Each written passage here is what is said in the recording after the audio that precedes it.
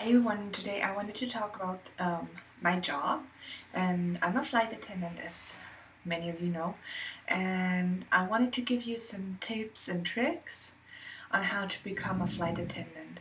And this is supposed to be like I'm gonna do like several episodes. Like, as you know, if you've seen previous videos of mine, I have already some like flight attendant hairstyles, and I want to do like a makeup flight attendant makeup, and also like just like giving you some advice on how the life is like as a flight attendant and how you can become a flight attendant. So today I will just start out with like some random tips and tricks on what is like important if you have like an interview, and yeah, so let's start right out with the appearance. If you already have an interview,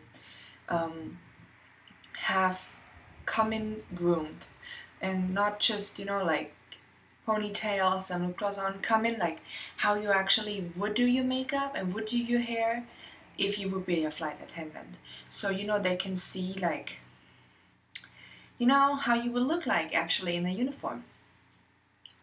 So if you choose like clothes, look for like a blazer, a blouse, and either like some dress pants or a skirt and pumps, or like high boots with a little heel.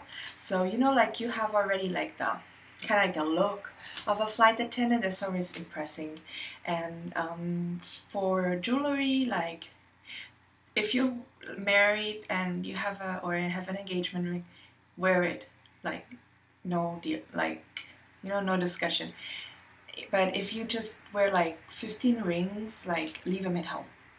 Also, like for big watches, like don't wear too much jewelry.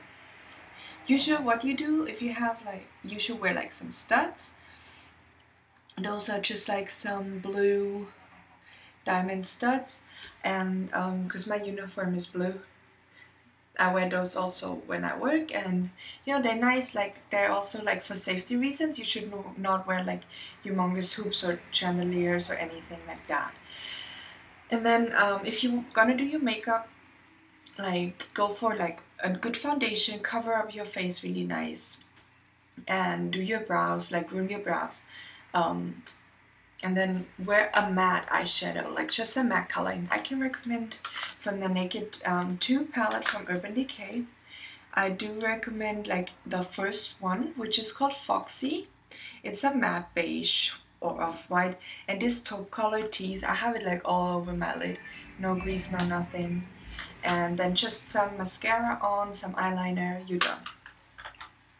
Always wear some blush, so you look, you know, like happy and healthy. For lipstick, this is like the color I would recommend. It's called Gem of Roses. It's what I wear right now.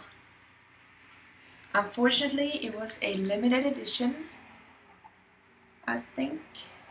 But it's like just a little darker pinkish color that like enhances your lip color, and it's not too much. If you normally in your free time wear red lipstick, don't be shy, wear your red lipstick.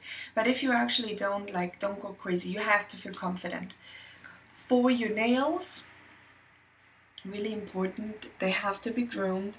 I do a gel manicure, which is like this like milky color, and I can actually like paint over any color that I want. If you're not like the type of the nude nail girl, you can go either for like one of those colors. This one is from Ice. I got it at Walmart, and it's called Rumors. Or you can just go for like a classic red, especially if you wear like a red lip. Goes really well together. If you wear like a pinkish lip, go for one of those colors. Don't go for an orange, a hot pink, a purple, or some like dark taupe colors, like, because a lot of airlines do not like those colors. So also always nice is a French manicure.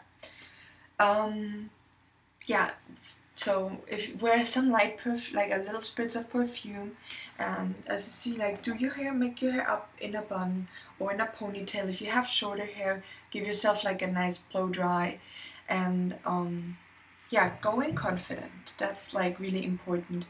It's not magic to become a flight attendant, but you have to have like some features and some abilities, because it's not only service. A lot of people do not know that we're not only there for the meals and the drinks, but the main reason we are on board is for safety, for evacuations, for any incidents and accidents on board.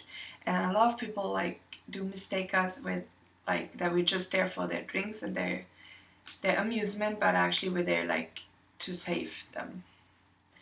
And so you have to be like, you don't have to be like super skinny, and like you have just to be like, it says your weight has to be, you know, in a certain balance with your height, so you still fit there in the galley pretty much. You have to be strong because you have to push the carts. They can be really, really heavy, and you have to be in a good shape too, because the lifestyle is tiring. And I will tell you that, as glamorous as the world sounds, and as actually as much as I love my job, it is tiring. You fly 12-hour flights, 14-hour flights, but you meet 2 hours before departure at the airport for a briefing. That means you have to leave your home at least like an hour ahead of your briefing. So then when you land, you have to wait until everyone exits the plane. Then you leave, you have to go through customs. Then you go to your crew bus, you're going to be transported to your hotel. Once you're in your hotel, you might be on your feet for 20 hours. And you have to handle that. There comes jet lag in addition. You have to can handle that. You have to live a healthy lifestyle, because otherwise you're gonna just ruin your body and your health.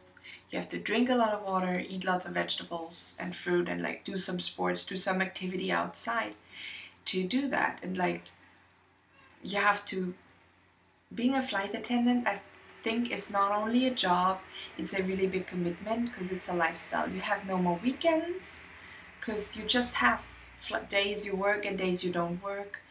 There are no weekends, there are no holidays for you, there are no birthdays from you or your loved ones.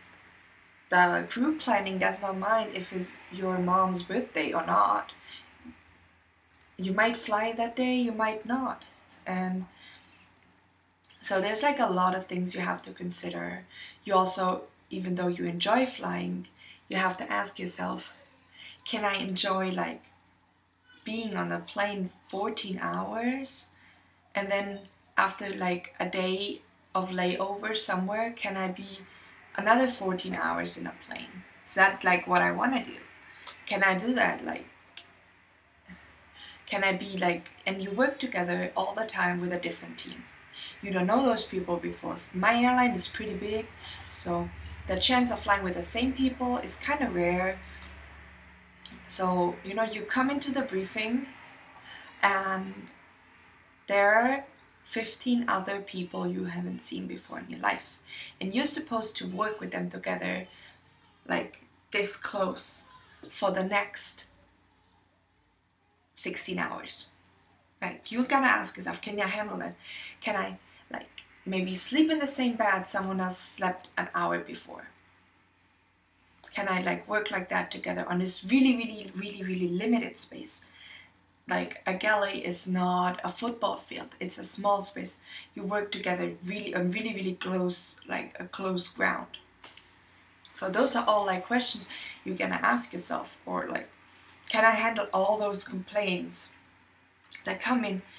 Can I brush it off and not take it personally? Because there are a lot of times you will be like accused and not treated very well from passengers.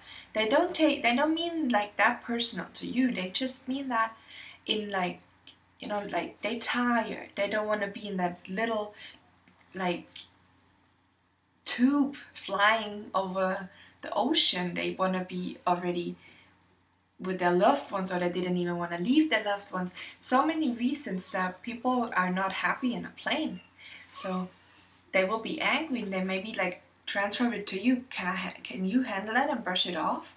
There's like all the questions you're gonna ask yourself. But if you're like, if you think you cannot do all that, and if you have like already maybe some like customer service experience or some experience as a server, feel like apply for different airlines, try it out. Like if you even like willing to relocate, like maybe to a different continent, try to go for one of the Arabian airlines. Go for Emirates, Etihad, Qatar.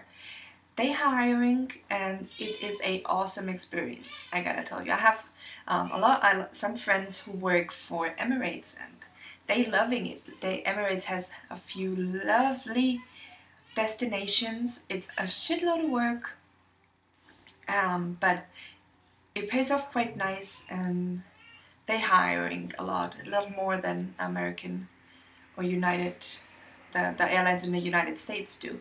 So that is might be yeah, that may be like an option for you. Or you just apply like at the local airlines, smaller ones, or United, Delta, whoever. You know, even if you speak some more languages than only English, it could be. You like my mouse pad? Even if you speak more languages than English, can be like your best advantage. So go for it, try it, and don't give up if you don't get an interview the first time. Don't give up, keep on hanging, and try to like inform yourself. Try to get in contact with some flight attendants. I myself will always be open. Like, you can comment down below any questions you have about the job, anything you want to know, and yeah, anything that like, if you want to help with anything, just let me know. I will be more than welcome. You're more than welcome to help. No, the other way around. I'm more than happy to help. That's the way it is. So yeah, so it was just like a quick introduction overview, and the next video I will do is about, yeah, what will it be about? Yeah, it will be about how like my average week or month is going to look like. What does the average month of a flight attendant look like? And I think a lot of you are interested in that, because that's some info you don't get a lot on the internet. So yeah, that will be my next video, and I see you in this video, and I say bye bye for now.